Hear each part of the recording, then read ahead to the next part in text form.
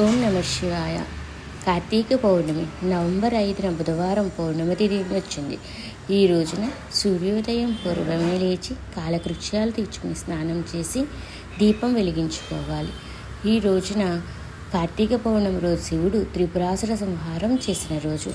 దేవాలయంకి వెళ్ళలేని వారు ఇంట్లో తులసి మొక్క దగ్గరైన 365 ఒత్తులు వెలిగించవచ్చు. ఇలా చేస్తే విష్ణులోకం ప్రాప్తి కలుగుతుందని విశ్వాసం. ఈ రోజున శివ పూజ చాలా అత్యుత్తమైంది. స్వామి నామస్మరణ, అభిషేకం, దర్శనం, పుష్పార్చన చాలా ముఖ్యమైనది. ఈ రోజున ఉదయం స్వయం పాకాలు బ్రాహ్మణులకి దానాలు ఇస్తే మంచిది. మహిళలు సౌభాగ్యం కొరకు పసుపు, కుంకుమ, పువ్వులు, గాజులు, రవికిలకుట ఎవరి స్థాయిని బట్టి వారు ఇస్తారు. ఈ ఒక్కరోజు ఉపవాసం ఉంటే నెల రోజులు ఉన్న ఫలితం లభిస్తుంది. ఈ రోజున బియ్యము, గుమ్మడి పండు, కొబ్బరి పండు గుడిలో ఇస్తారు. ఈ రోజున మామిడాకుల తోరణం శివాలయంలో సింహద్వారానికి కడితే చాలా మంచిది. ఈ రోజున 365 ఒత్తులు వెలిగిస్తారు. కొబ్బరికాయ నారికేళ దీపాలు కూడా వెలిగిస్తారు.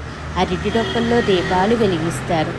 365 ఒత్తులు వెలిగించేటప్పుడు ఒక దామోదర ఆవాహయామి, త్రయంబకం ఆవాహయామి అని చెప్పుకుని అక్షింతలు వేసుకుని పుష్పం వేసి ధూపదీప నైవేద్యం, వడపప్పు, నారికేళం నైవేద్యం పెట్టుకోవాలి. ఈ 365 ఒత్తులు వెలిగించినప్పుడు ఒక శ్లోకం చదువుకోవాలి. ఈ శ్లోకం చదివి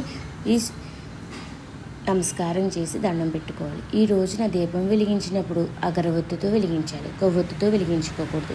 ఈ శ్లోకం చెప్పి నమస్కారం చేసుకోవాలి. ఇంట్లో తిథిని ప్రాముఖ్యం చేసుకుని ఇంట్లో వెలిగించుకుంటారు 300. దేవాలయంలో వెలిగించినప్పుడు నక్షత్ర ప్రకారం 365 ఒత్తులు. కృతిక నక్షత్రం వచ్చినప్పుడు దేవాలయంలో వెలిగిస్తారు. పౌర్ణమి తిథి వచ్చినప్పుడు ఇంటిలో వెలిగిస్తారు. ఈ విధంగా 365 ఒత్తులు వెలిగించుకుంటారు. ముందుగా వినాయకుడు పూజ చేసుకుని అప్పుడు 365 ఒత్తులు వెలిగించుకుంటారు. ఈ రోజున జ్వాలాతోరణం కూడా వెలిగిస్తారు. ప్రదోష సమయంలో కార్తీక మాసంలో పౌర్ణమి రోజు జ్వాలాతోరణం శివాలయంలో చేస్తారు.